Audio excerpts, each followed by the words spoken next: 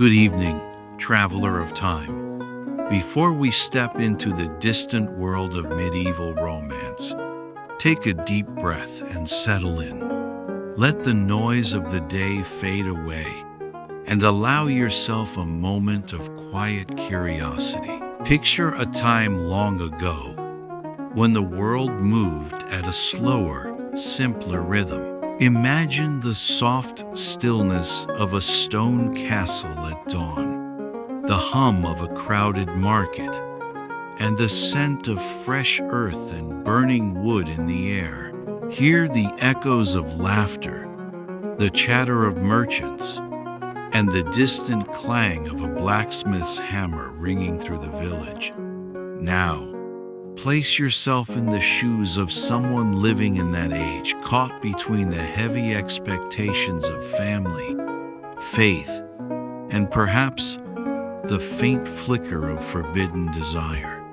In this world, love was not a wild spark of emotion, but something calculated, negotiated, and carefully controlled. So, before we journey into this fascinating past, into the age of lords, ladies, and whispered courtship, don't forget to like this video. Share it with someone who loves history or a good bedtime story. And let me know in the comments. Would you have survived the rules of medieval romance?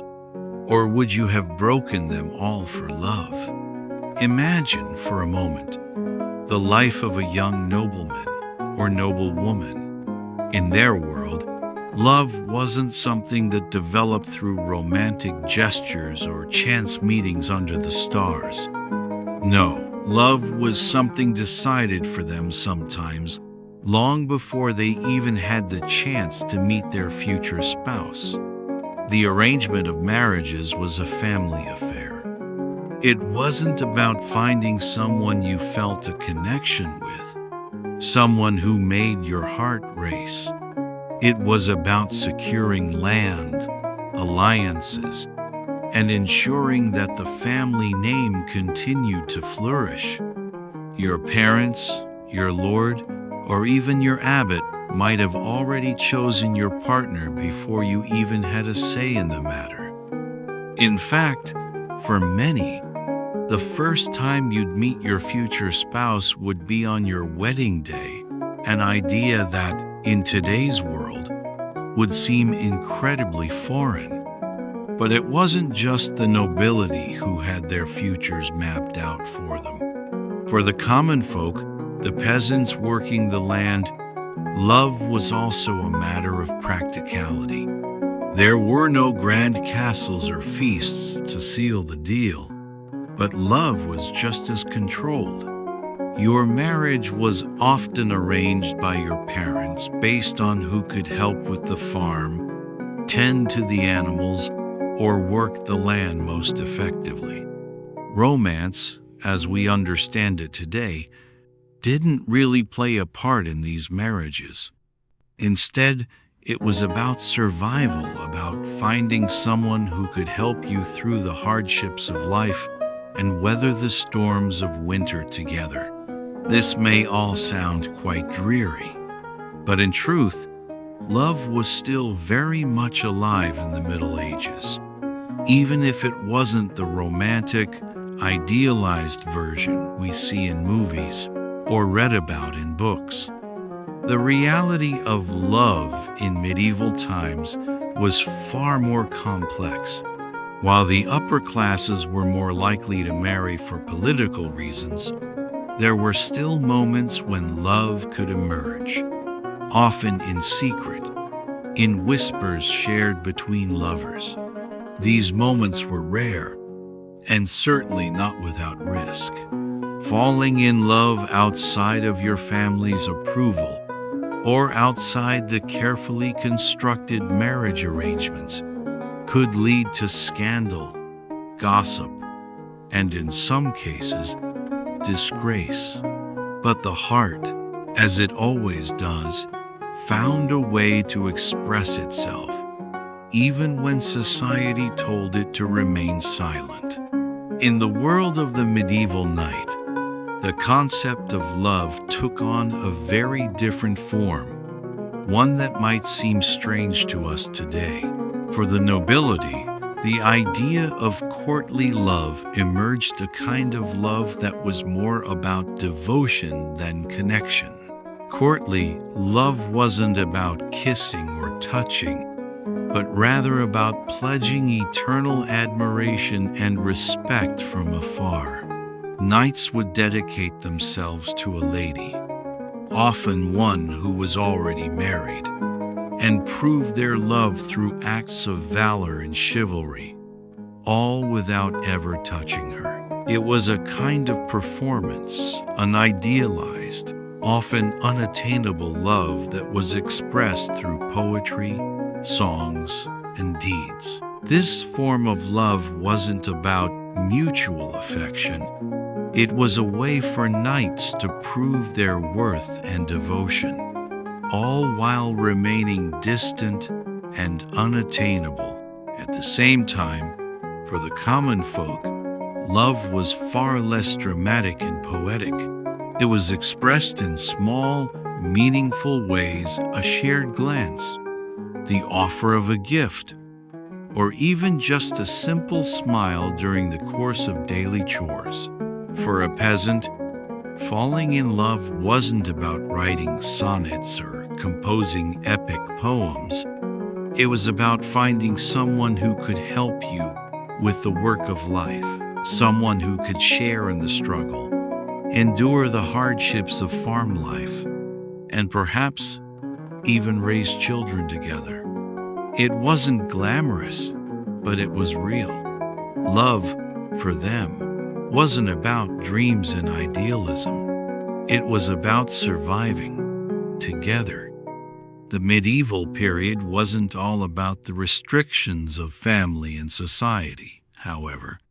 There were moments, albeit rare, where people found ways to express their affections in private.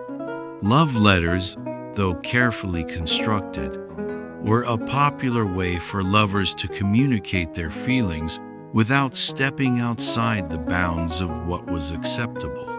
These letters weren't casual affairs. They were filled with symbolism and metaphors, carefully crafted so that the writer could express their emotions while avoiding scandal.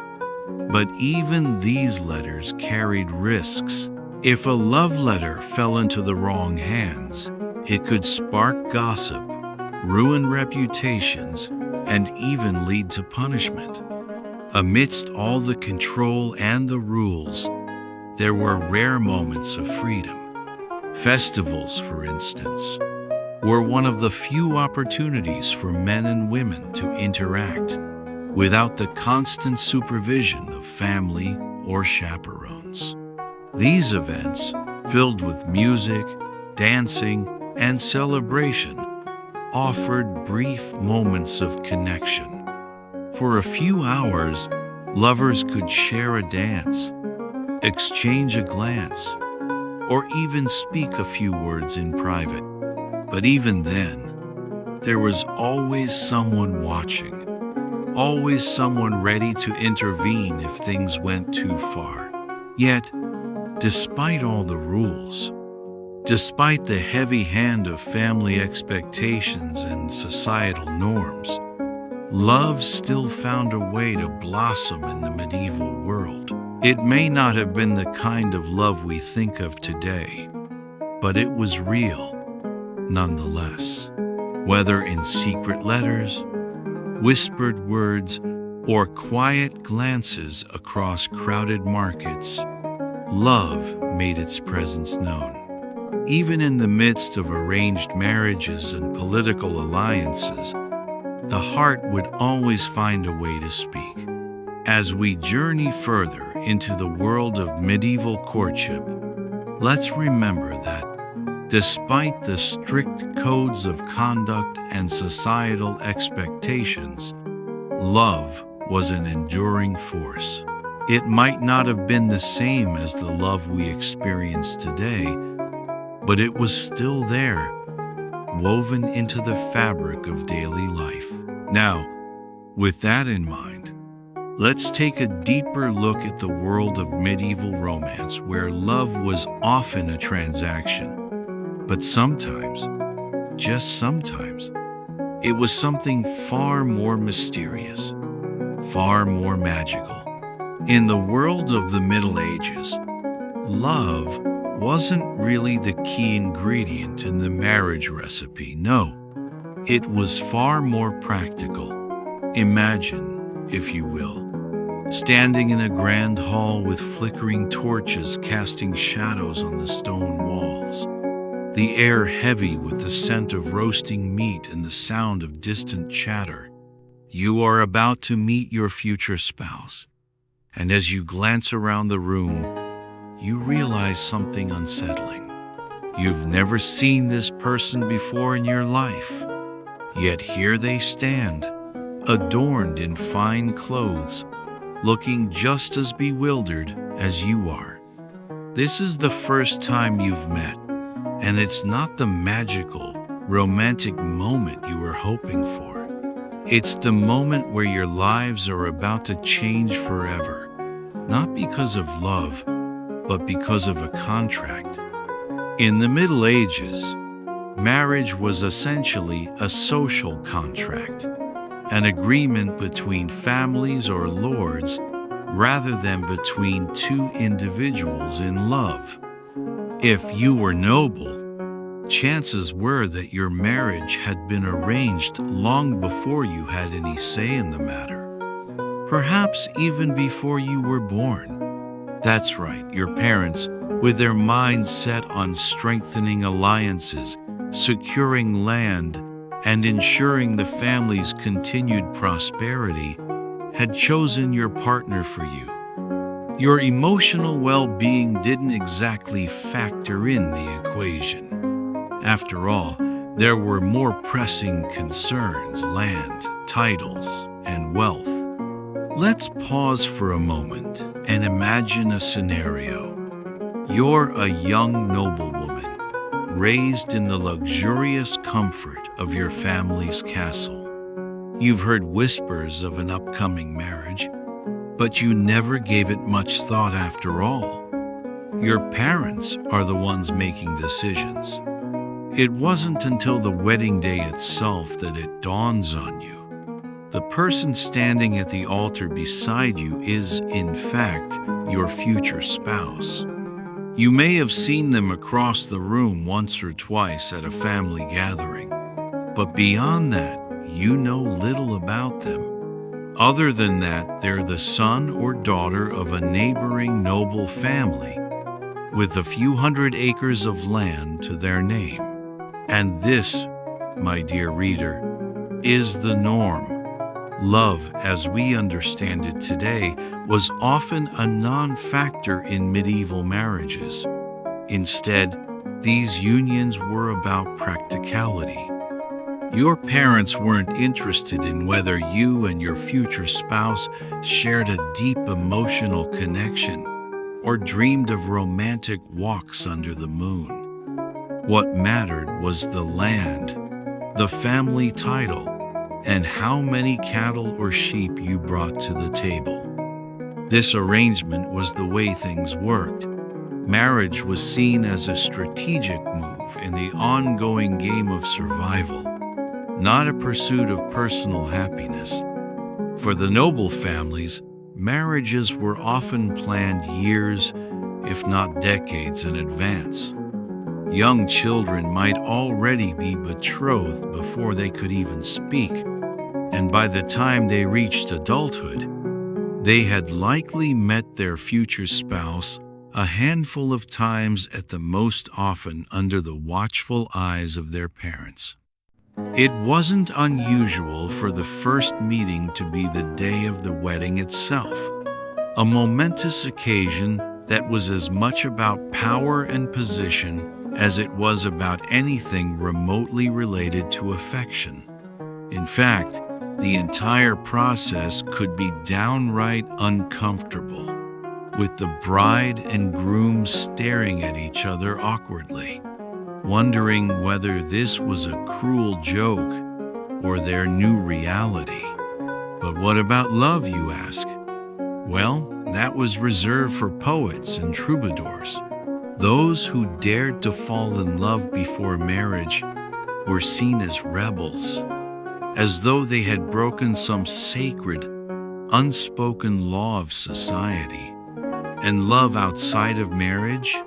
Well, that was even worse scandalous. In fact, if a noble woman dared to fall in love with a man of lower status, well, that could be the start of a tragedy. The union would likely never be allowed to happen, and the consequences would be disastrous.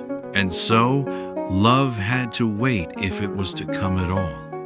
Instead, marriage was about survival, family honor, and the preservation of land and wealth. If you weren't noble, but instead a commoner or a peasant, things didn't get much better.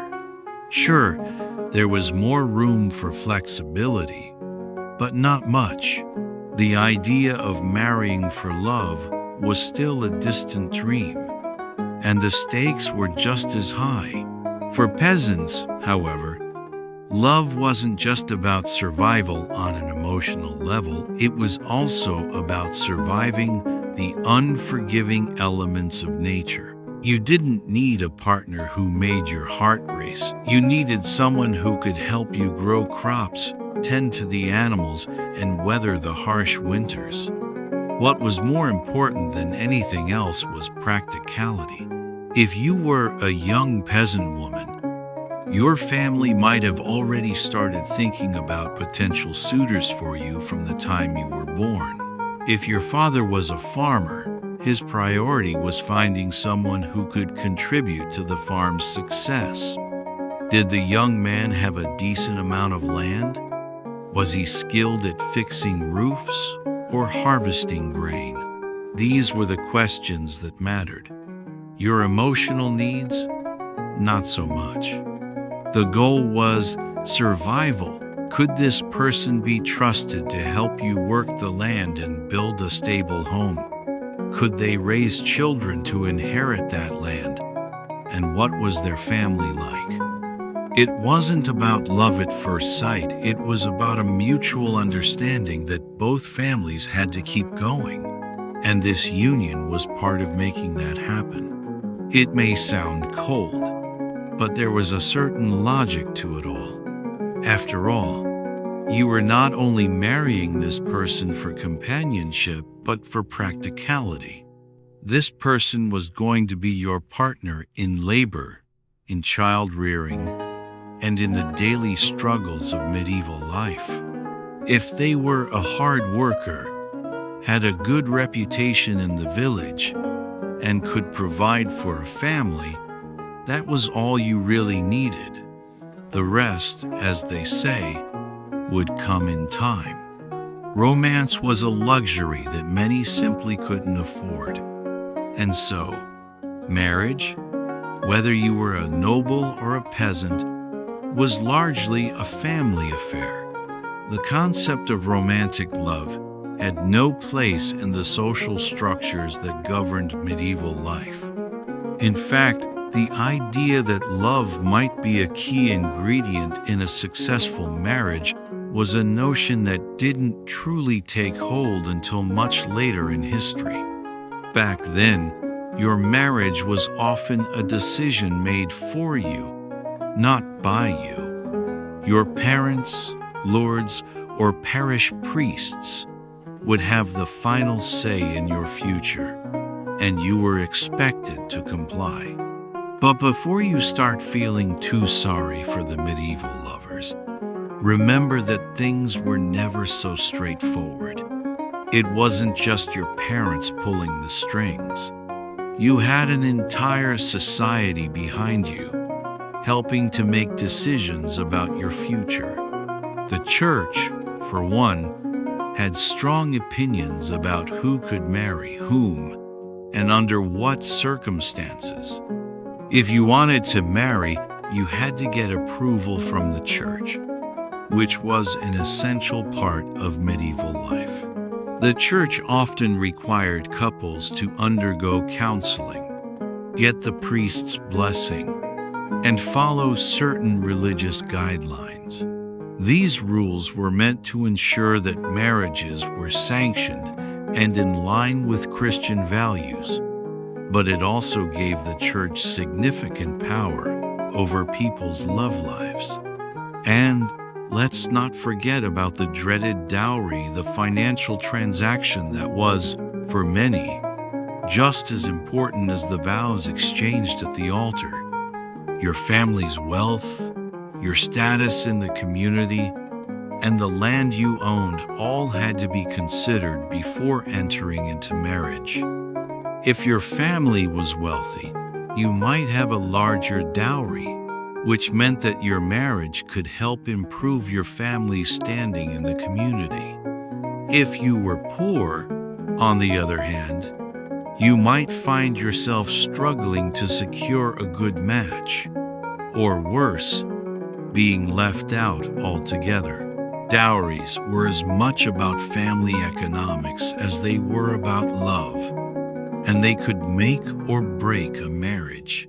The amount of money, land, or livestock you brought with you was a reflection of your family's status and resources, and it was often the deciding factor in whether or not you could marry the person of your choice.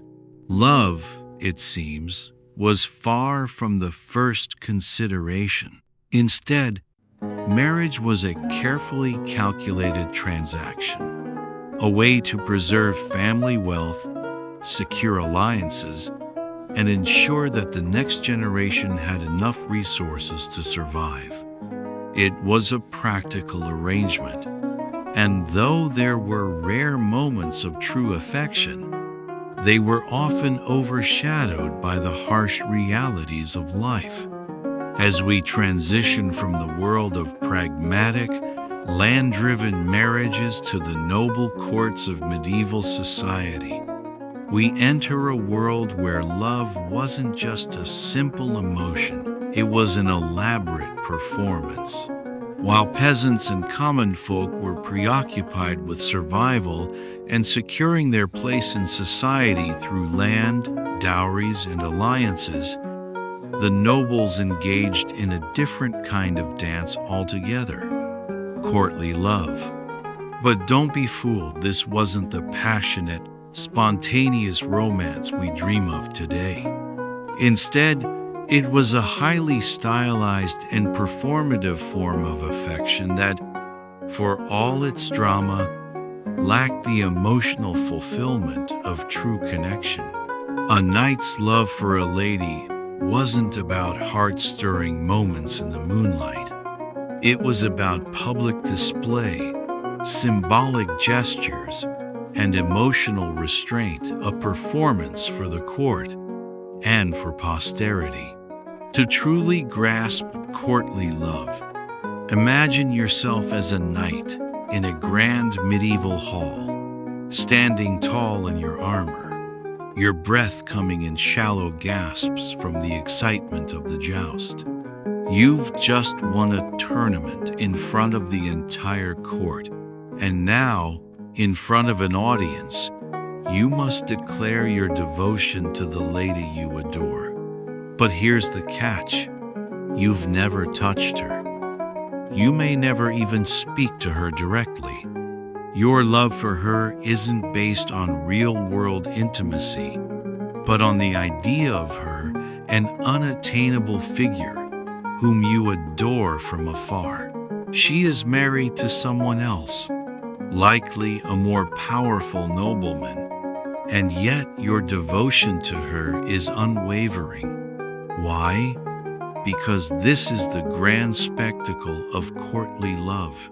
In the world of courtly love, the knight doesn't just fall in love with any woman, he falls for a lady of noble birth, a woman of status, often someone already married, and always someone who remains emotionally distant. The idea was simple. The knight, in his devotion, would never touch or even expect the lady's affection in return. The entire system was built around a form of love that could never be fully realized. It was love that existed in a perfect, unattainable state far removed from the messy reality of day-to-day relationships. The knight would prove his love not through any act of intimacy or shared experience, but through public demonstrations of devotion. Let's delve deeper into the tools that this love was built upon. First and foremost, there was poetry. Knights, often with little else to do between battles and tournaments, would pour their hearts into verses that celebrated their lady's beauty and virtue, even if they could never express these feelings directly. The language was extravagant, filled with metaphors that compared the lady's eyes to stars, her smile to the warmth of the sun, and her presence to the rarest of flowers. It wasn't about true admiration. It was about demonstrating loyalty and the ability to string together beautiful words was an essential skill of a knight who hoped to win favor in the court. Next, we have the jousting tournaments. These were not simply contests of skill. They were spectacles where knights performed their devotion. If a knight were deeply in love with a lady, he would often wear her colors, her favorite hue, or perhaps a ribbon she had given him, pinned proudly to his armor. The tournament itself wasn't just an opportunity to showcase strength and bravery. It was an opportunity to show the lady and the entire court the lengths to which he would go to prove his loyalty. Winning the joust was one thing, but doing so in her name was another. In a sense, the tournament was an ongoing performance of his affection for her, a drama played out in front of an audience. And, of course, if he lost, that was simply another way of proving his devotion by humbling himself for the woman he loved, showing that he was willing to suffer defeat rather than give up on his unwavering feelings. But here's the truly fascinating part of courtly love. This devotion was entirely one-sided. The lady, on her part, was expected to accept these displays of affection with an almost icy detachment. It wasn't enough for her to smile or return his affections. In fact, the more unattainable she was, the more she heightened the knight's devotion. The lady's role was to be distant, to maintain an air of mystery, and perhaps to offer the knight a token, a ribbon, a piece of cloth, a lock of her hair, but nothing more. She might respond to his poetry with a polite smile or a nod, but she could never truly engage in the relationship. Her affection, if it ever existed, had to remain hidden, because courtly love wasn't about emotional connection, it was about the knight's performance of affection. Imagine yourself in her shoes for a moment. You're the lady, standing at the balcony of your castle, watching the tournament unfold below. The knight, gallant and brave, has just unseated his opponent in your name, and now he gazes up at you, hoping for some sign of acknowledgement. But you, with your carefully crafted aloofness, simply nod or smile coldly, just enough to show that you acknowledge his efforts, but never enough to reward his devotion fully. After all, if you were to offer him a kiss, a touch, or even a genuine smile, you'd be breaking the rules of courtly love. It's all about the unattainable, the mysterious, the impossible. And in this world, a little affection goes a long way in fueling a knight's desire to prove his worth. This relationship is entirely symbolic. It's a dance that can never turn into something real, something tangible. The knight's devotion is to an ideal, to the idea of love, not to the lady herself. His love is pure, noble, and unconsummated in more ways than one. And while to the outside world, it may seem like an incredibly romantic setup, it's also emotionally exhausting. There's a certain futility in dedicating yourself to someone who will never be yours, whose affections you'll never fully attain. You can write her poems, joust in her name, and dedicate songs to her, but at the end of the day, you'll return to your quarters alone. And the lady, while she might bask in the adoration, remains unreachable, cold, and untouchable. There's something tragically beautiful about this.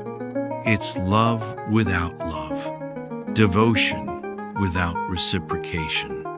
But for all its drama and romantic veneer, courtly love had very little to do with the real emotions we typically associate with romance.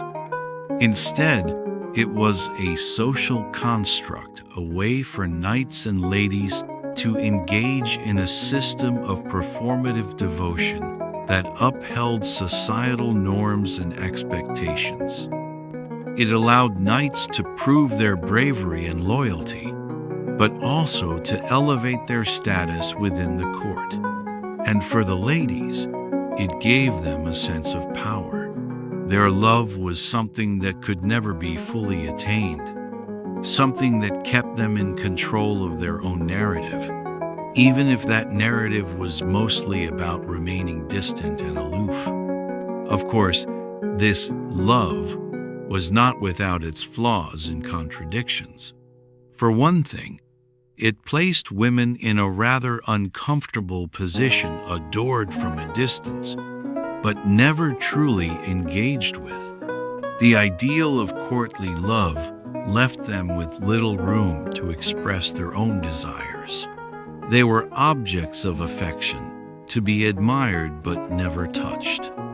This could, at times, feel like a gilded cage admired for your beauty and grace, but never able to pursue anything that resembled real, mutual affection. And knights? They too faced the emotional toll of a love that could never be fully realized.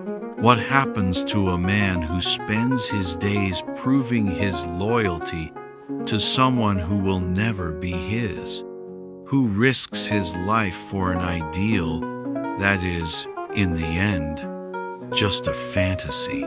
Courtly love, while allowing knights to build up their reputations, could also lead them into a life of emotional isolation. They may have had their armor, their titles, and their victories, but in the end, they were still alone, never truly connecting with the person they loved. In many ways, courtly love was the medieval version of unrequited love, a love that existed not in the real world, but in the world of fantasy, poetry, and performance.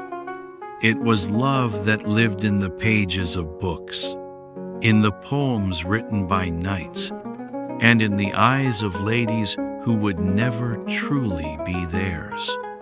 It was, in its own way, the ultimate form of devotion, and yet, ultimately, it was a love that could never be.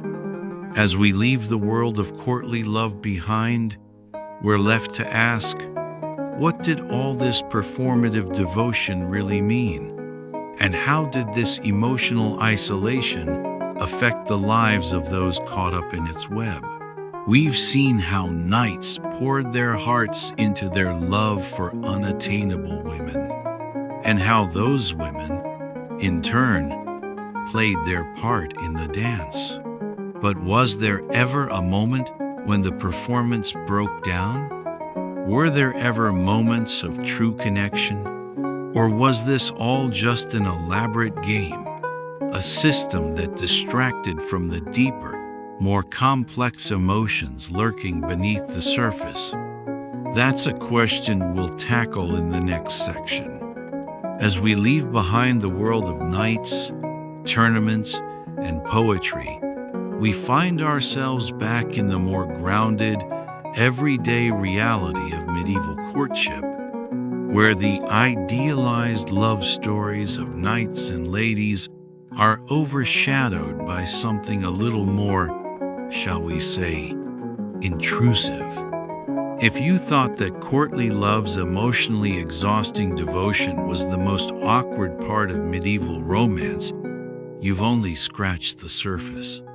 Welcome to a world where even the most innocent interactions between young men and women were under constant surveillance by their parents, priests, and the ever-present village gossip network.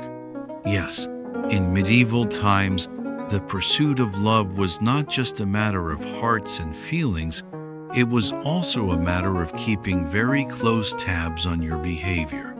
Picture this. You're a young man, eager to meet someone, perhaps someone you've been eyeing from across the market. Maybe you've even written her a poem. After all, that's what knights do, and you've been practicing your verse in secret. The scene seems to have all the makings of a fairy tale romance except for one small detail. You're not alone. There's someone watching you. Oh yes, there's always someone watching. Enter the chaperone, a necessary, albeit uncomfortable, companion for any young woman who might find herself in the presence of a potential suitor. A chaperone was much more than just a wingman. They were a highly effective, and at times, highly awkward, form of surveillance. Their job was simple. Ensure that nothing untoward happened between the two of you, such as unsanctioned touching, flirtatious whispers, or even the possibility of a private conversation. The stakes were high after all. Your reputation, and quite possibly your future, were on the line. Too much physical contact before marriage, or even the wrong kind of look, could lead to whispers, gossip, and public shaming. Love in the medieval world wasn't just about who you liked. It was about making sure that nobody got any ideas before your families gave their blessing. Imagine now, as a young woman, finding yourself under the watchful eye of your chaperone. You've managed to steal a few glances at the young man across the room, but before you can speak, your chaperone, who, by the way, may or may not be your nosy aunt, steps in, making sure you don't get too comfortable. Maybe she stands just a little too close, or perhaps she's positioned herself strategically between you and the suitor, her eyes flicking between you both, keeping a keen lookout for anything that might resemble romantic interest. You try to ask about the weather, but even that feels like a covert operation. What could have been a simple, friendly conversation now feels like a high-stakes exchange. With all the social boundaries and unspoken rules of medieval propriety hanging in the balance. And it wasn't just the chaperones who were keeping an eye on things. Oh no, the entire village, or at least it felt like it was involved in the surveillance. As soon as a young man and woman were spotted talking for even a moment too long, Gossip would spread faster than the flames of a village bonfire. You could practically hear the whispers swirling through the market, down the narrow streets, across the fields. Did you see Lady Beatrice talking to young Thomas? I hear they've been meeting at the well every evening. Could it be? If you were a young man trying to sneak in a few flirtatious words with the girl you liked, you'd better be ready for the consequences. Who saw you? Was the unspoken question that hung in the air. What would your family think? What would her family think? And don't even get started on the priest, who had opinions on everything from your posture to the very idea of courtship itself. Perhaps he'd write a sermon about the dangers of flirtation, and the next Sunday, everyone would be listening closely, wondering if the sermon was aimed at you. It was a world where privacy didn't exist, where every conversation was watched, every movement scrutinized. And it didn't end there. Even the most innocent interactions were turned into an exercise in diplomacy and decorum. A simple walk to the market could easily become a minefield of potential impropriety. You weren't just walking to buy eggs. You were on the clock, making sure to maintain the right distance, the right posture, the right gaze, too much eye contact, and you were suddenly suspected of harboring improper feelings. Too little, and you were seen as distant, uninterested, and lacking in the proper social graces. Now, let's not forget the most awkward part of this whole setup, the physical supervision.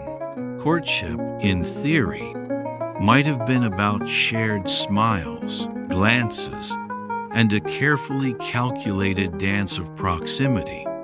But in practice, it was more like an unspoken game of how far can you go before Aunt Gertrude steps in. There was absolutely no touching before marriage, none. Even holding hands was considered scandalous. And you had better not risk sitting too close to someone of the opposite sex. If you did well, you were playing with fire. You were one step away from being the subject of every conversation at the dinner table, and not the one you'd want to be part of. To get close to your romantic interest, you had to pass through a series of invisible barriers, each more awkward than the last. Want to talk about something personal? Make sure the chaperone isn't within earshot. Want to share a glance? You'd better hope no one noticed. It was like living in a world where every minor infraction was recorded, analyzed, and then used to determine your worth as a romantic partner. But here's the real kicker. All this surveillance wasn't just about ensuring proper behavior. It was about maintaining control over the young people's actions, their emotions, and, most importantly, their futures. Marriages were contracts, after all. The goal wasn't necessarily to help young people fall in love, though that could happen, of course. The goal was to make sure the right families were paired together, the right land was secured, and no one did anything that might jeopardize the family's reputation or financial standing. Love? A bonus? Sure. But it wasn't the driving force behind most marriages. The chaperones, priests, and gossips weren't just guarding virtue, they were guarding the status quo. They were making sure that the whole village didn't end up with messy romantic entanglements that could have long-lasting consequences. For the young men and women involved, this created a pressure cooker of emotions. Courtship, which could have been a joyful, spontaneous affair, was reduced to a series of formalities and cautious moves, each one calculated to avoid public shame or social disaster. The knight's joust for his lady's honor was nothing compared to the emotional tension of standing next to your crush at the market, trying to make polite conversation while Aunt Gertrude breathed down your neck, waiting for any sign that you are about to break the sacred law of no touching. It's hard to imagine the pressure this would have created for a young person, trying to navigate the complexities of love, desire, and family expectations while being watched from all angles. And the consequences for breaking these rules could be severe.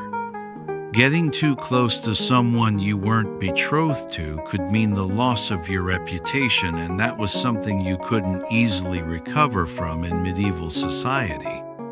If a young woman was caught in a compromising position, even something as minor as sharing a quiet moment with a suitor, she risked being branded as loose, with consequences that could affect her future marriage prospects and social standing. The village gossips would certainly have a field day with any perceived indiscretions, and soon everyone would be talking, judging, and condemning. For men, the stakes were similarly high. Even the smallest hint of impropriety could lead to gossip, mockery, and even the loss of social status. When your entire future rested on how well you followed these social codes, the idea of true romantic connection seemed distant, almost impossible. Of course, there were exceptions to this rule, but they were rare. Some families, particularly those with less wealth or social standing, might have allowed their children more freedom to interact. But even then, the overarching pressure to maintain appearances was never far behind. Even if there was a bit more freedom, the constant oversight remained, ensuring that any romantic exploration remained within the boundaries of family approval. And let's face it, even the most lenient families still had their own brand of surveillance. As we wrap up this section, it's clear that medieval courtship was far from the idyllic romance we might imagine when reading about knights and fair ladies. For most young people, love was something to be controlled, managed, and regulated by family, priests, and society as a whole. The carefully constructed system of chaperones and constant surveillance created an environment that was more awkward than passionate, more about appearances than emotional connection. And yet, despite all the rules and boundaries, young lovers managed to find ways to communicate and express their feelings, albeit through the carefully constructed channels of propriety. But in the end, it wasn't just about romantic gestures or heartfelt confessions. It was about preserving the reputation and social order of the family. Next, we'll turn our attention to one of the most enduring aspects of medieval love, the dowry. The contract between families was not just about love, it was about power, land, and transactions. In the intricate, sometimes comically awkward world of medieval romance, lovers had to be inventive. Imagine being a young noble, yearning to express your deep admiration for a lady of the court, but finding yourself trapped in a system that punished the most innocent affection with public shame and scorn. The complexities of courtship, where direct expressions of love could lead to scandal, and where every glance was open to interpretation, left lovers with few options for expressing their emotions. In this environment, tokens and letters became the hidden language of medieval romance, providing lovers with a subtle, indirect way of communicating their deepest feelings, while carefully dancing around the rules of propriety. Imagine, for a moment, the scene. A young knight, having spent weeks battling his inner emotions, has finally decided that he must act. But he knows that in a world where touching or even speaking too freely could ruin his reputation, he must tread lightly. A simple, straightforward "I love you" would be too risky, too bold, too direct. Instead, he turns to the time-honored tradition of gifting a token. Perhaps it's a beautifully embroidered ribbon, a single glove, or even a delicately carved spoon. These gifts, while seemingly simple, were far more meaningful than their humble appearances suggested. They were symbols, cryptic, laden with meaning, and designed to convey affection without revealing too much. Tokens, after all, were never meant to be simple gifts. They were messages, wrapped in layers of meaning and intention. Each one was a carefully crafted gesture that signified something far more profound. Take, for example, the act of gifting a glove. To an outsider, it might appear to be nothing more than a token of friendship, a thoughtful offering in passing. But to the recipient, it was a gift of love, a symbolic gesture that said, "I care for you enough to offer you this personal item. This is something of mine that I want you to have." But therein lay the ambiguity. Was this a gesture of deep affection, or just a token of polite respect? This question was left intentionally unanswered, keeping both the giver and receiver in suspense, their emotions suspended in a state of delicious uncertainty. The beauty of such tokens lay in their cryptic nature.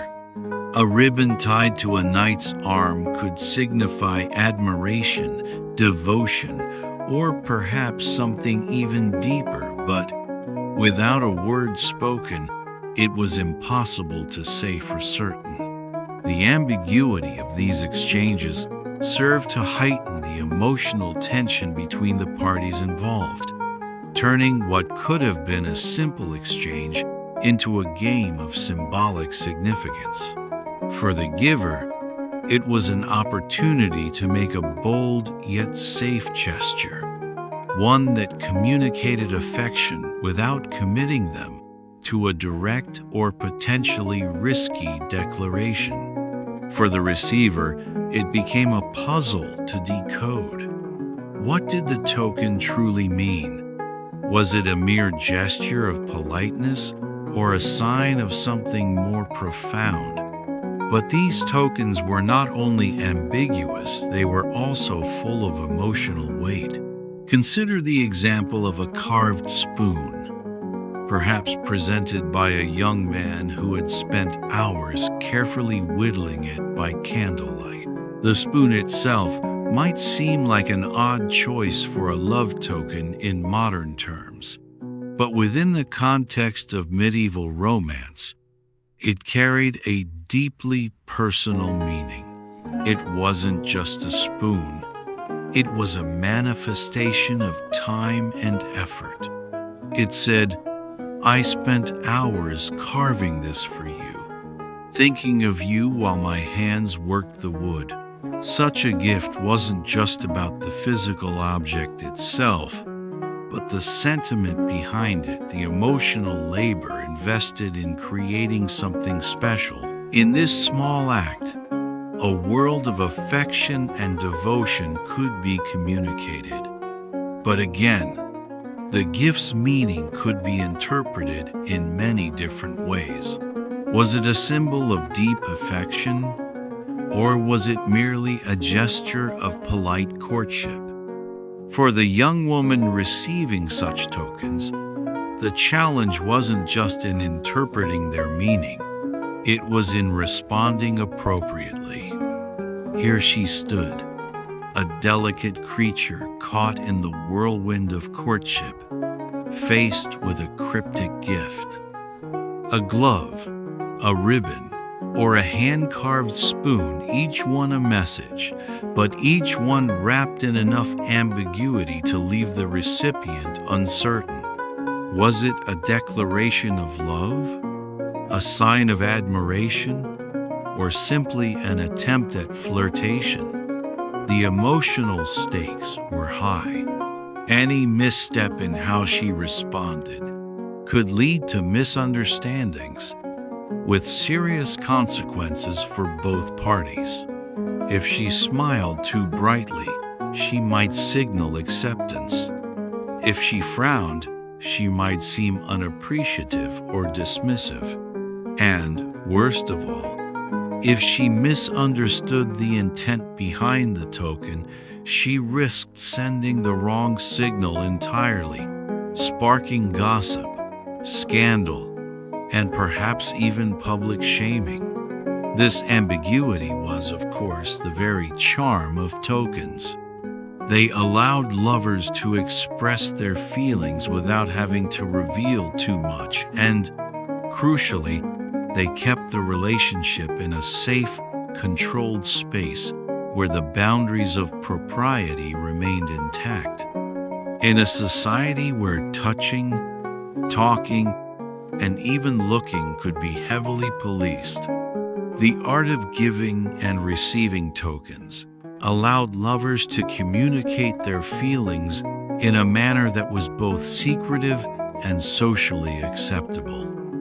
It was a system that kept the game of courtship thrilling, filled with mystery and tension, yet safely within the boundaries of what was considered proper. But tokens weren't the only method lovers used to express their feelings. No, if anything, love letters were an even more risky but equally important part of the medieval romantic repertoire. The love letter, as you can imagine, was no simple affair. Writing a letter of affection in the medieval world was not merely about putting pen to paper. It was about constructing an intricate and carefully crafted composition that balanced affection, metaphor, and emotional restraint. Love letters had to be written in the most poetic, most symbolic language possible, where directness was the enemy and subtlety the greatest virtue. Imagine, if you will, being a young knight, completely besotted with a lady who, perhaps, hardly even knows you exist. You've spent hours in the quiet of your chambers, feverishly scribbling down your deepest thoughts, careful to craft each line with the utmost care. You can't simply say, "I love you." That would be too crude, too forward. Instead, you must rely on the language of metaphor, building layers of meaning, so that your affection is expressed indirectly through the most elaborate and ornate language you can muster. A knight might write something like, "My heart is the stag, pierced by the arrow of your grace, wandering the forest of longing, seeking only the light of your gaze." It's not love as we know it today.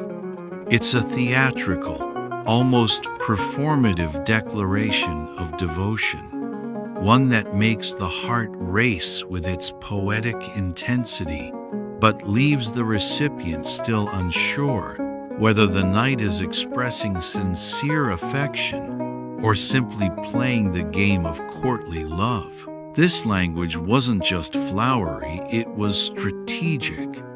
Every word had to be carefully chosen, and the entire letter had to convey the correct balance of affection, devotion, and restraint. It wasn't just about confessing love.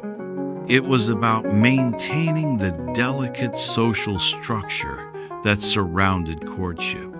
Love letters had to remain veiled in enough ambiguity to avoid scandal, while still conveying the emotional weight of the writer's feelings. In many ways, the letter was a test. Could the recipient decode the metaphors and understand the true depth of affection, or would they misinterpret the message entirely? For the recipient of such a letter, the challenge was twofold. First, they had to navigate the emotional complexity of the letter itself. Was the knight truly in love with them? Or was this just another performance in the game of courtly love? Were the metaphors simply poetic flourishes, or did they carry a deeper, more serious meaning? And second, the recipient had to decide how to respond. Too much enthusiasm could be read as encouraging affection. Too little could be seen as coldness or rejection. If the letter fell into the wrong hands, say, a parent, a priest, or a meddling cousin, then the consequences could be catastrophic. A letter meant to express the deepest emotions could, in the wrong context, become a public spectacle that destroyed reputations. Perhaps most importantly, love letters were a risk in a world where privacy was a luxury few could afford. Even the most carefully penned letter, sealed with wax and scented with lavender, could be intercepted by a prying relative or a jealous rival. The letter was both a symbol of deep affection and a potential weapon of scandal. Lovers had to walk a fine line, expressing their devotion while ensuring that their feelings remained safely hidden from prying eyes. In the medieval world, where physical touch was often forbidden and direct expressions of affection could lead to disgrace, tokens and love letters allowed for a delicate, almost theatrical form of courtship. These gestures were more than just symbols. They were lifelines in a world where romantic connections were fraught with social risks and the ever-present weight of reputation. Through tokens, lovers communicated their feelings in ways that were both indirect and deeply meaningful. Through letters, they crafted a secret language of affection that, while full of ambiguity, was filled with the potential for real, though carefully hidden, emotion. As we leave behind the world of letters and tokens, the question remains, how did all these intricately crafted gestures of affection shape the ultimate outcome of medieval romance? How did they evolve into the serious business of marriage contracts, where the weight of land, family, and social standing were the true deciding factors? In the next section, we will explore the journey from romantic gestures to the final, legally binding union where love, or what was called love, became just another part of the grand medieval transaction. As we step away from the cryptic tokens and carefully worded letters, the inevitable question looms, what came next? After all this careful, dramatic posturing, this dance of ambiguous tokens and eloquent letters, had one ultimate goal: the contract. It wasn't the romantic notion we might dream about today, with sunsets and long walks on the beach. No, Medieval marriage was a business deal, and not the kind of business deal that gets sealed with a handshake and a good-natured wink. This was a highly orchestrated, deeply economic, and often coldly transactional arrangement that was negotiated over months, sometimes years, with families, lords, and priests involved at every turn. Love was, at best, a rare and fortunate bonus. At worst, it was an inconvenient, fleeting fantasy that didn't quite fit into the grand social order. Marriage in the medieval era was not about the joining of two souls in a passionate embrace. It wasn't about finding your one true love or planning a lifetime of shared adventures and mutual affection. Instead, it was first and foremost a legal and economic contract, one that involved land, livestock, dowries, and political alliances. The business of marriage was less about the heart and more about securing power, wealth, and stability. For the nobility, marriage was often nothing short of a political merger. A noble family's bloodline, property, and titles were at stake.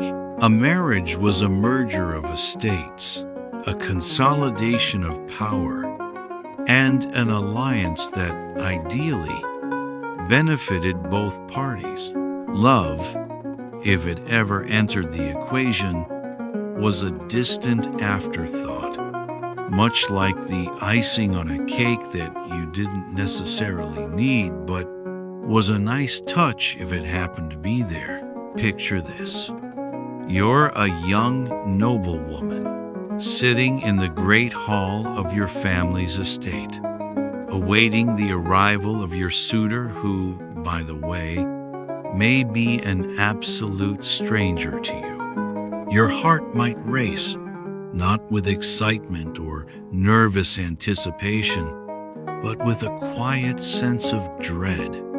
After all, your future does not lie in your hands.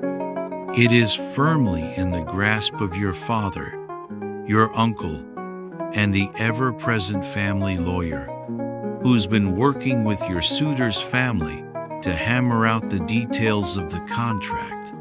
Forget about courtship or shared smiles across crowded feasts. This is business, and the negotiations are as meticulous as they are crucial. The dowry, that sacred sum of land, livestock, or even cold, hard coin, was central to the deal. The larger the dowry, the more power and prestige your family gained. If you had a considerable dowry, your chances of marrying well, perhaps to a lord who could further increase your family's holdings, were much higher. On the other hand, if your dowry was small or non-existent, you might find yourself in the unfortunate position of marrying a much lower status man, or worse, being left without a suitor altogether. The dowry was a direct reflection of your family's wealth and social standing. And it wasn't just about the money. No, the dowry also conveyed your family's resources, things like animals, tools, and land. This wasn't about growing old together. It was about ensuring that two families were aligned in terms of their assets and their ability to weather the harsh realities of medieval life.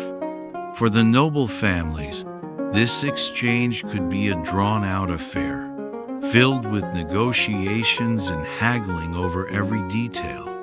Perhaps there was a heated discussion about the dowry's value. Was it enough land? Was it sufficient livestock? Perhaps your father tried to secure a promise of an additional forest or hunting rights, or your family insisted on a particularly fine horse or two to sweeten the deal. And let's not forget the marriage contract itself, a dense, formal document that outlined everything from land ownership to inheritance rights to the fine details about what would happen if either party failed to meet their marital obligations. For the noble classes, marriage was a carefully crafted business venture, one where hearts, it seemed, had little room to breathe. But let's not romanticize the situation for a moment. This wasn't about old-timey love conquers all ideals. This was about survival. The medieval world was a tough place. Diseases ravaged the population, famines were frequent, and the constant threat of war made survival a precarious goal for many. And so, when marriage was contracted, it wasn't about finding someone who could make your heart sing. It was about finding someone who could help you survive, both in terms of practicalities like farming and in terms of building alliances with neighboring families, and perhaps even lords or kings. These marriages were strategic decisions, meant to secure long-term stability for the family, the estate, and its holdings. For peasants, the picture was somewhat different, but not by much. The nobility's marriage contracts may have been drawn up with far more grandiosity, but for the working class, marriage was still a contract of sorts. However, the stakes were often a little more personal and more immediate. If you were a peasant, your primary concern was finding someone who could help you manage the farm, raise children, and get through those long, brutal winters. Romance, if it existed at all, was secondary. It wasn't uncommon for peasant marriages to happen relatively quickly, especially if both parties agreed that the union would be beneficial to their survival. In fact, the dynamics of a peasant marriage were often as much about shared labor as they were about companionship. You didn't marry someone to share whispered sweet nothings under the moonlight. You married them because you needed someone to tend the fields, milk the cows, gather the firewood, and ensure that your household was running smoothly. Finding a good, reliable partner, one who could contribute to the farm, raise strong children, and make it through the often grueling days of medieval life was an imperative. Here, the concept of love was often confined to a small, quieter space, tucked between the necessity of daily work and the shared goal of survival. Consider this. A young man may not have a vast estate to offer as part of his dowry, but perhaps he has a decent crop yield, a strong horse, and a reputation for hard work. For a peasant woman, the decision to marry him could be an economic one just as much as a personal one. Can he help her carry the heavy burden of day-to-day farm life? Does he have a steady income from his livestock or crops? In this world, where every season could bring hunger or hardship, a good marriage was the one that ensured that two people could share the burden and increase their chances of survival. It wasn't uncommon for peasant marriages to be decided upon quickly, sometimes even after a very short courtship. With families often living in close quarters, their decisions had to be made with the practical needs of the household in mind. And even though love might bloom after marriage, it was rarely the spark that ignited the union. There were no grand weddings, no poetic vows exchanged. There were no beautifully decorated tables at feasts or long-standing traditions of dramatic speeches. A peasant marriage might involve little more than a quick exchange of vows before the local priest, the signing of a simple document, and a communal meal with friends and family. In the end, the marriage contract was about the future of the family and not about romance. And what of the noble classes?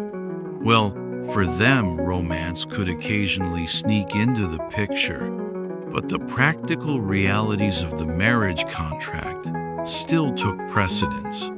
After all, marriage was far more than just a symbolic union between two people. It was about creating alliances, securing land, and ensuring political stability.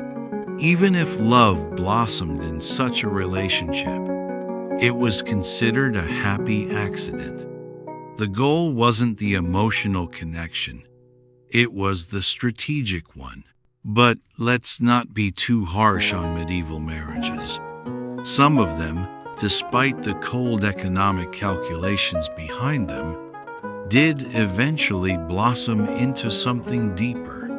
Perhaps the knight who entered the marriage contract purely to secure land and political power found himself growing fonder of his wife over time. Perhaps the peasant couple who initially married for mutual survival learned to love each other through shared work and mutual respect.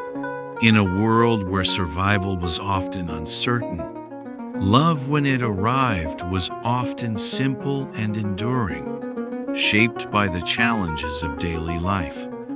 As we look back on medieval marriages, we can't help but notice how the rigidly contractual nature of these unions eventually gave way to something else, something more akin to the romantic ideals that would later define the modern world. But in the Middle Ages, it wasn't about passion. It was about power. It was about land, security, and ensuring that your family remained intact and prosperous in a harsh, unpredictable world. Next, we'll explore the consequences of these contractual unions. What happened when medieval couples, tied together by family obligations and social contracts, found themselves at odds? How did marriage function once the formalities were out of the way, and what role did love, or the lack thereof, play in the long-term survival of these unions? Let's dive deeper into the world of medieval marital dynamics. Widowhood, those two simple syllables hold an air of quiet solemnity in the medieval world. Yet, in the midst of grief and loss, there lay a strange paradox. For widows and widowers alike, the death of a spouse, while tragic, created a new chapter of possibilities, opening doors to second marriages.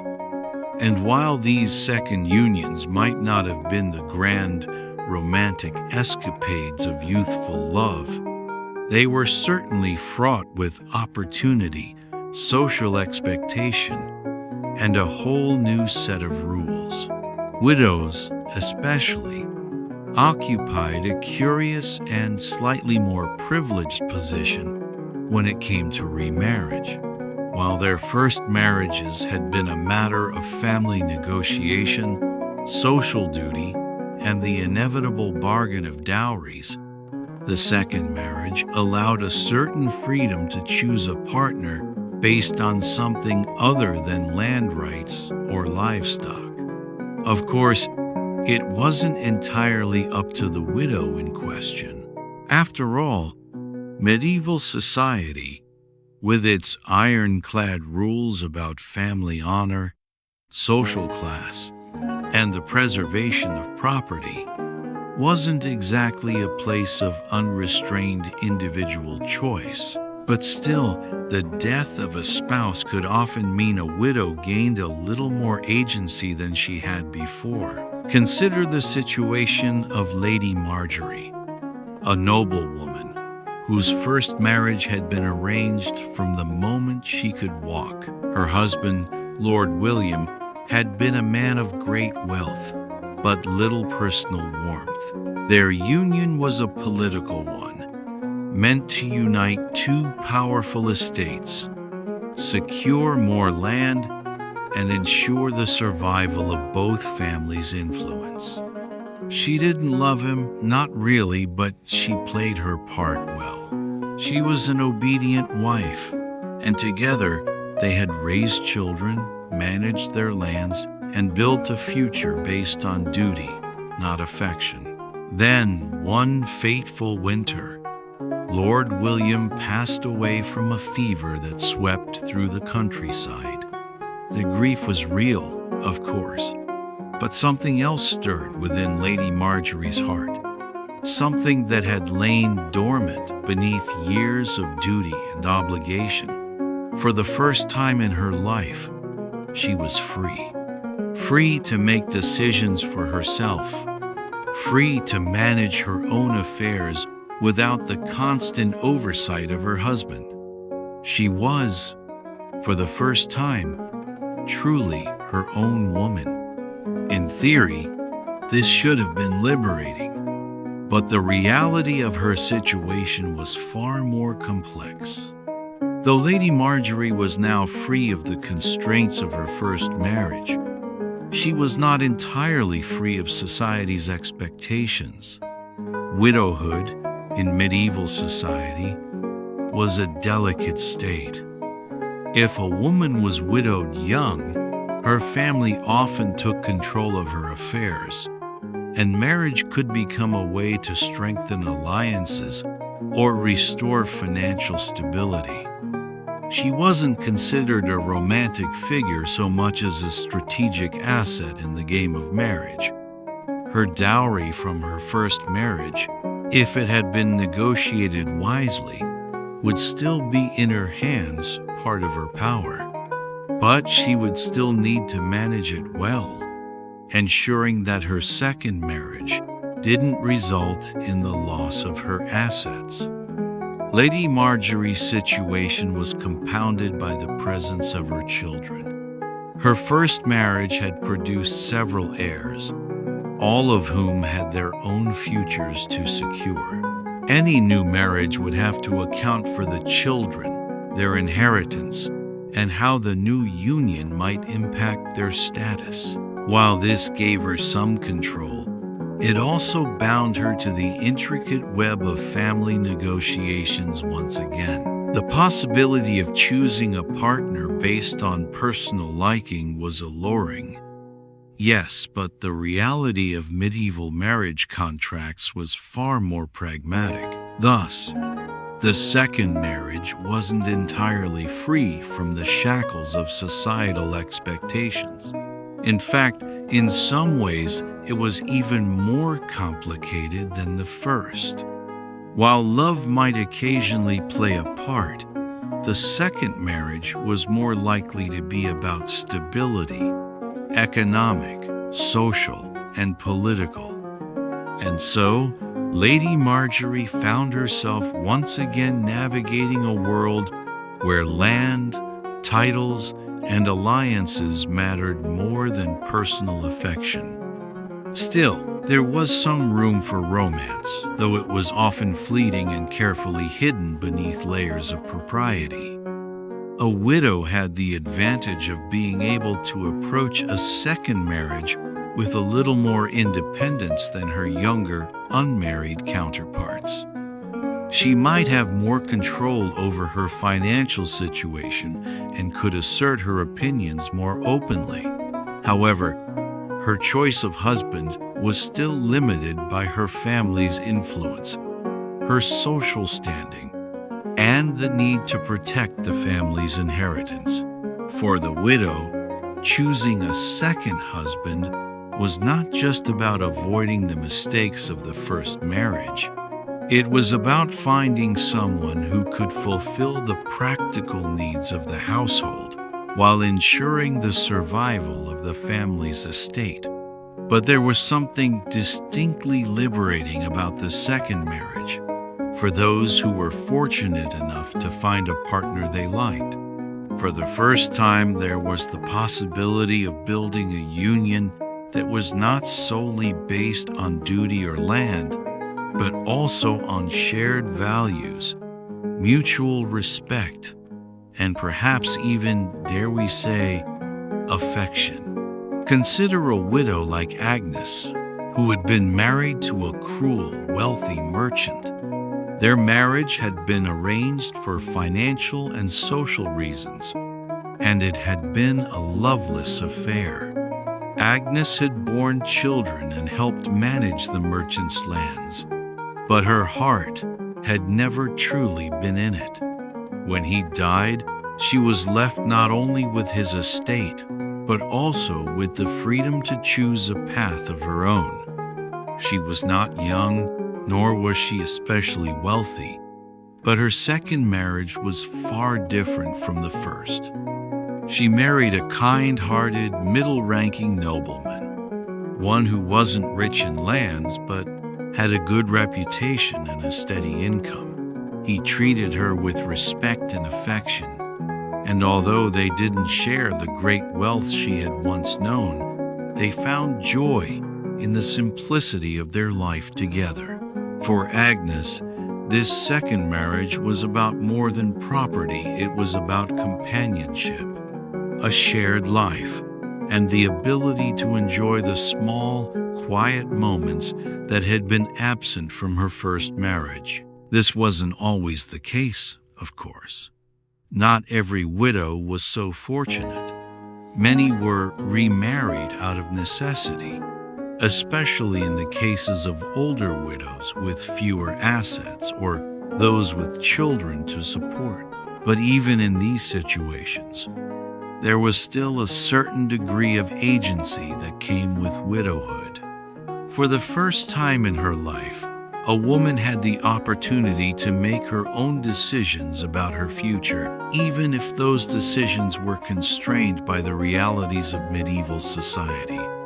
And let's not forget the men. Widowers, too, found themselves in a position of relative freedom, although it wasn't quite as liberating as it might seem. For men, especially those who were wealthy or of noble birth, remarrying after a wife's death could be more about securing an heir or preserving the family's wealth.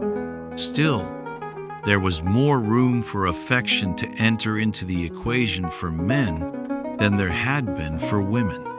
A widowed man could, in theory, choose a partner based on love or affection, especially if he was no longer tied to the strict expectations of family or political alliances. However, the pressure to make a good match, one that would increase his wealth or social standing, was always present. Widowers, much like their female counterparts, could also find themselves in situations where their remarriage was more about practicality than passion. But for many, the second marriage was a chance to correct the missteps of the first. Perhaps the first wife had been chosen for her family's wealth, but the second wife was chosen for her personality, her intelligence, or the companionship she offered. It wasn't just about survival anymore. It was, at least in some cases, about finding a true partner in life.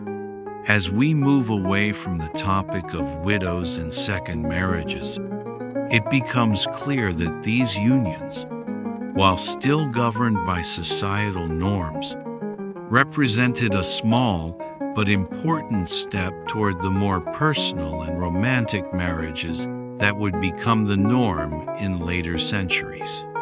They were a reminder that even in the rigid, controlled world of medieval marriage, Love, however hidden, could sometimes emerge like a faint light breaking through the cracks in the stone walls of tradition. But we are far from the end of our journey.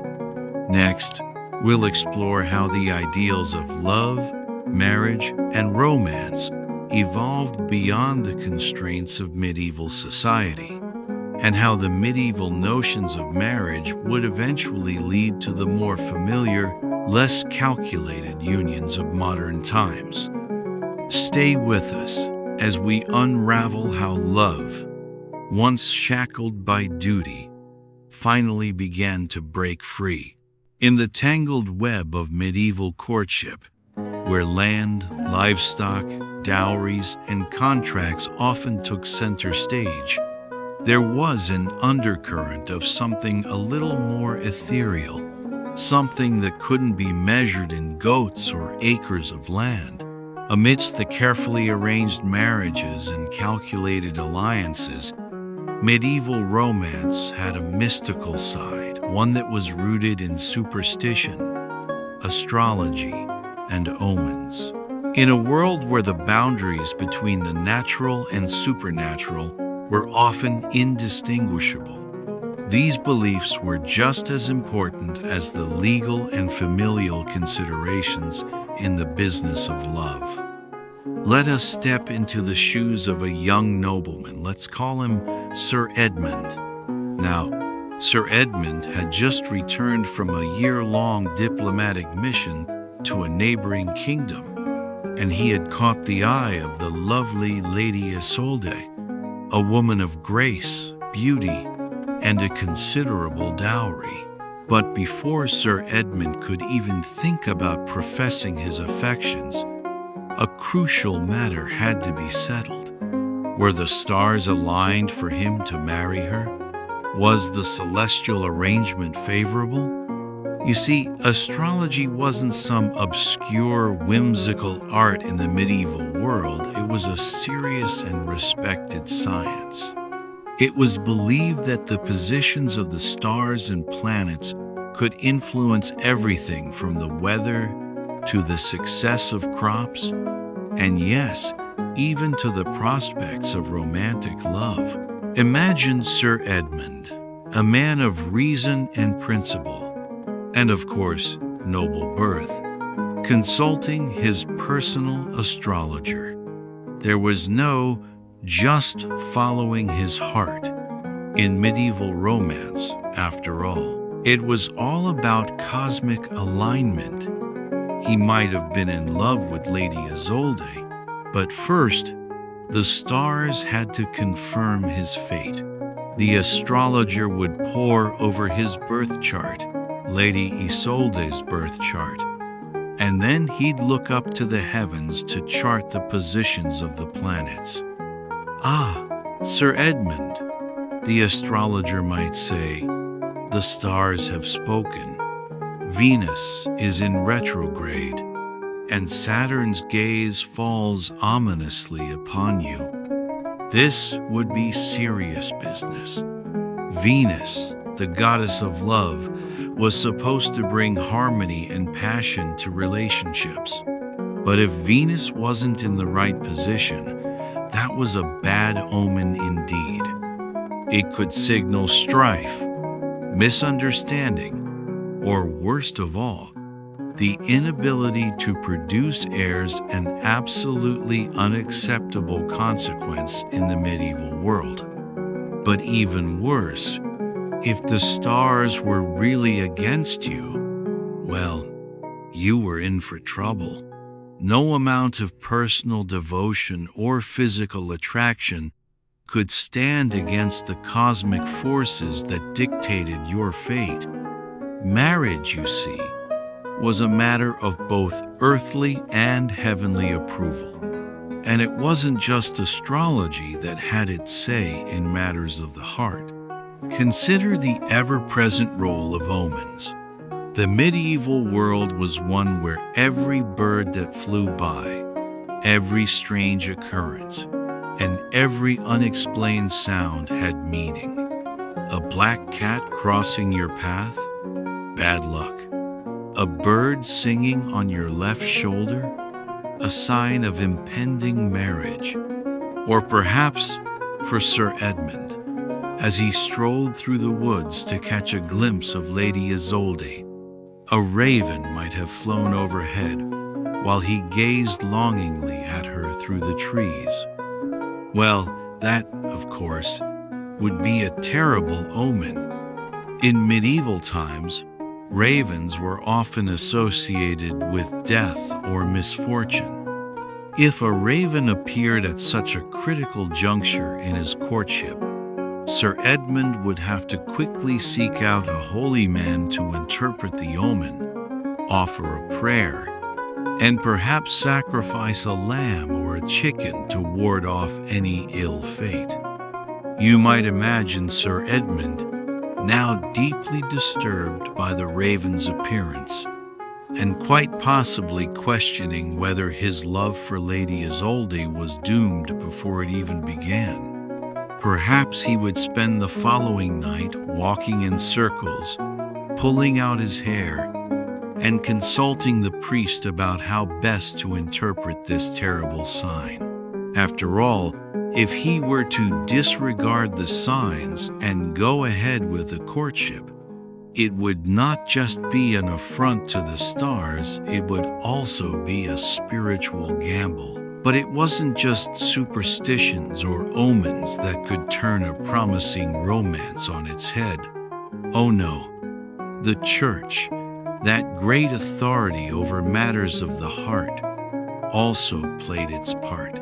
You see, in the medieval world, marriages weren't just between two people. They were between two families and the church. Before a union could even take place, it had to be blessed by the clergy. That's right, just as today's couples might have to hire a wedding planner or secure a venue, medieval lovers had to get the church's approval before they could marry. And if you thought the church's role was merely ceremonial, think again. The church was heavily invested in the legalities of marriage, and it was not above stepping in to thwart relationships deemed inappropriate or imprudent. Why, just imagine how Sir Edmund might have felt when he approached his priest to request permission to marry Lady Isolde. He might have thought, "Ah, the stars are aligned, and my heart is sure now all I need is to ask for the church's blessing." But the priest, after much deliberation, might have given a grave look and said, "I'm afraid, Sir Edmund, your union with Lady Isolde is not permissible. The two of you are too closely related according to the laws of consanguinity." Yes, the church had strict rules about who you could and could not marry. Cousins? Forget it. That was forbidden. Too close a family tie? No blessings would be forthcoming from the church. Of course, the wealthy and powerful often found ways around this. After all, a little bit of gold or a favor could go a long way in ensuring that the marriage was deemed spiritually sound. But for commoners, this could be a matter of life and death. A marriage forbidden by the church could bring about excommunication, a fate worse than banishment. Let's also not forget the fascinating practice of betrothal by the stars. Imagine Sir Edmund and Lady Isolde, two star-crossed lovers deeply in love, their union approved by the stars, their hearts beating in perfect sync. Yet before they can marry, they must be betrothed, and not just by any means, but by the stars themselves. A local astrologer or priest might have to be called upon to conduct a special ceremony to ensure the couple's celestial compatibility. The stars would be consulted to determine the day of the week and the hour of the day that would bestow upon their union the most favorable cosmic energies. To skip this ritual? Well, that would be to court disaster, perhaps leading to years of bitter argument, poor crop yields, or, worst of all, a marriage without the blessing of the heavens. For Sir Edmund and Lady Isolde, the road to marriage was not a straight path. In fact, it was one filled with celestial charts, ominous birds, and priests who held more sway over their destinies than they might have hoped. But this, my friends, was the way of medieval romance.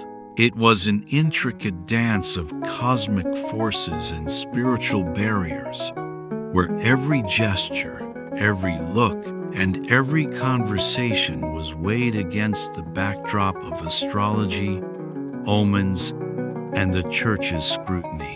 While the modern world might scoff at such notions, for medieval lovers, they were an undeniable part of the courtship ritual. Could the stars dictate their happiness? Could a black cat really spell disaster for a potential union? The answer, in the medieval mind, was a resounding yes. Every part of life was intertwined with the mystical, from birth to death, from love to marriage. And so, the stars, the omens, and the church's approval became the final ingredients in the potion of medieval romance. In the end, even as Sir Edmund and Lady Isolde stood before the altar, preparing to pledge their lives to each other, they would do so knowing that love was not just a matter of the heart, it was a matter of the stars, of divine approval, and of spiritual alignment. After all, in the medieval world, love wasn't just about passion, it was about fate, destiny, and the invisible forces that shaped every aspect of life. As we look back on this mystical, often superstitious approach to romance, it's hard not to smile at how much weight was placed on the cosmic and divine, yet how these very beliefs were the glue that held the medieval world together. For love was never just about two people, it was about the universe conspiring to bring them together. And who could argue with that? Well, Sir Edmund might have done so, had he not had to check the stars one more time before his marriage could be sealed. As we come to the end of our exploration of medieval romance, it's clear that love in the Middle Ages was a complex and often frustrating endeavor, one that was far more about surviving the intricate webs of social expectations and family politics than about passion or personal connection. For most people, love was a luxury, one that simply didn't factor into the decisions that defined their lives. Instead, marriages were forged from the practical concerns of land rights, dowries, and social standing, with love considered at best a rare byproduct, at worst an inconvenient disruption to the carefully laid plans of noble families. Courtship in this period wasn't the sweet, free-flowing dance of two hearts meeting. It was a transactional affair that demanded strategic thinking, social calculation, and often personal sacrifice. At the heart of it, relationships were a means of securing alliances and strengthening family power. A nobleman and his family didn't just look for a partner for him, they looked for a piece of property, a suitable inheritance, and a title that would complement their own. The match had to be right on paper, not in the heart. Love, if it happened, was often a fortunate accident, a beautiful anomaly in a world more concerned with securing land, livestock, and political ties. For peasants, things were slightly more informal, but not by much. The notion of romantic love existed, but it was overshadowed by the sheer need to ensure survival. In these households, the stakes were more about managing a farm and making sure that the harsh winters could be weathered. A marriage wasn't a celebration of two souls coming together, but of two sets of hands joining forces to produce crops, raise children, and keep the home afloat. A charming personality or a pretty face wouldn't cut it. What mattered most was whether a man could provide for his future wife or vice versa. If you couldn't offer land, a cow, or a sturdy roof, the prospects of a match were slim. Yet, despite the overwhelming practical focus of medieval marriage, there was always the possibility for something else. A spark of genuine affection, a glance across a crowded market, or a moment shared between two people who, despite everything, found love where they least expected it. These rare instances of love, born out of rebellion, secrecy, or tragedy, were often the ones that captured the imagination of those living centuries later. Their stories lived on, passed down through bards and poets, sung in ballads, and immortalized in the folklore that we cherish today. These were the stories of defiance of lovers who bucked the system, dared to choose passion over practicality, and in some cases, paid the ultimate price for their transgressions. Consider the courtly love tradition. For example, a peculiar and elaborate system that defined romantic ideals for the noble classes. The knights who pledged their undying affection to women they could not touch, let alone marry, were engaging in a kind of theatrical devotion that was, at its core, about performance. Courtly love wasn't about creating a happy home or raising children. It was about the spectacle of passion. A knight could write poems, fight battles, and dedicate his every action to a lady he would never marry. These men, often idealized as the paragon of romantic devotion, found themselves in a delicate dance of yearning, frustration, and emotional strain. These performances were carefully structured and governed by rules that dictated how love should be expressed, what it should look like, and, importantly, how it should never be fulfilled. In some ways, courtly love was the ultimate expression of medieval romance, the creation of a beautiful ideal that could never be realized. This idealization of unattainable love, however, also gave birth to some of the most compelling and lasting stories of the age. These stories, filled with chivalry and unrequited affection, stood as a stark contrast to the practical reality of marriage. Yet, they reflected the deeply human desire for connection and intimacy, even in a world that often kept these emotions at bay. For those who dared to defy the system, like the lovers who eloped in secrecy or fought against the wishes of their families, the consequences were often severe. A marriage based on passion, not property, was a scandal in the eyes of both the church and society. These couples, whether they succeeded or failed, left behind a legacy of courage and defiance that would echo down the centuries.